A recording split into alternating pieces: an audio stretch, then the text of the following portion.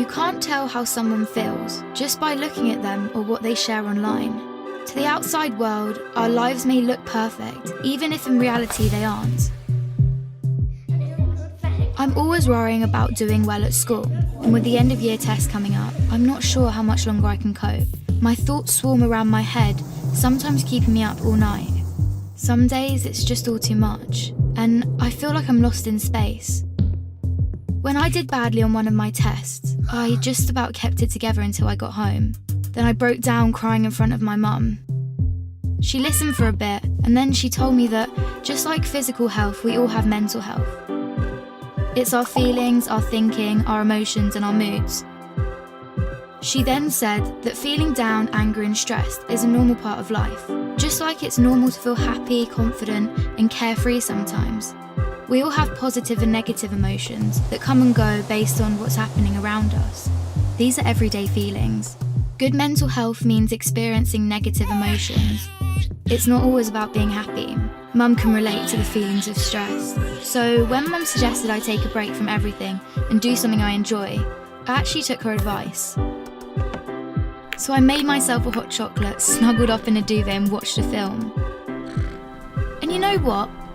Afterwards I felt so much better. Mum should take her own advice. Most of us only ever share the good things. We don't like to share how we really feel. Every morning when I wake up, negative thoughts stream through my head. Getting out of bed and pretending I'm okay takes all the energy I have. As the day goes on, the negative thoughts turn from a stream into a river. The water rushes through my head so loudly it's hard to concentrate in lessons. And some days it's so bad it feels like a waterfall that's trying to pull me over the edge. Everything is so overwhelming. I didn't think my friends would understand if I told them how down I was feeling. But when Sasha opened up to me about how stressed she was feeling, I told her. I wasn't sure how to bring up how I'd been feeling, so I started by saying that I didn't feel like myself. Just her listening made me feel like she understood.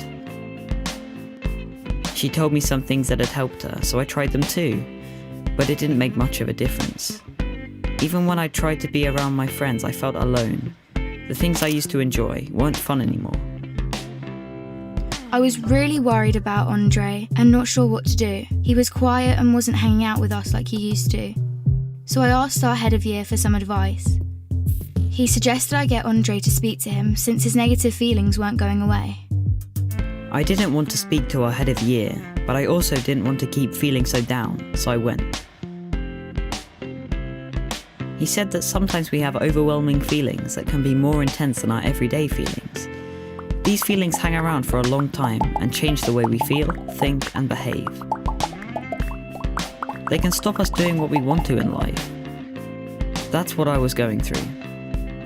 He also said that if we're physically unwell, we let people know, we ask for help. It should be no different with mental health. Sometimes our overwhelming feelings are brought on because of things in our life. Sometimes they happen for no reason at all. After hearing this, I felt much less alone and it felt good to talk. Scientists have found exercise can help when you're feeling low, so our head of year encouraged me to sign up to the school football club, which Sasha was already in. I still have days when the river is there, but now I'm beginning to understand my mental health. I'm learning how to cope. Our head of year reminded me that my friends, family, teachers, and lots of others at school are there to help just as much as he is.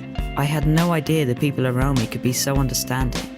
And while it's not always easy to talk about my mental health, the person I'm talking to might be able to help.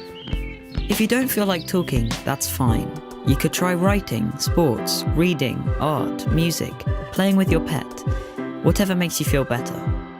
If you're the person someone talks to when they're struggling, just listen with no pressure or judgments. You don't have to have the answer.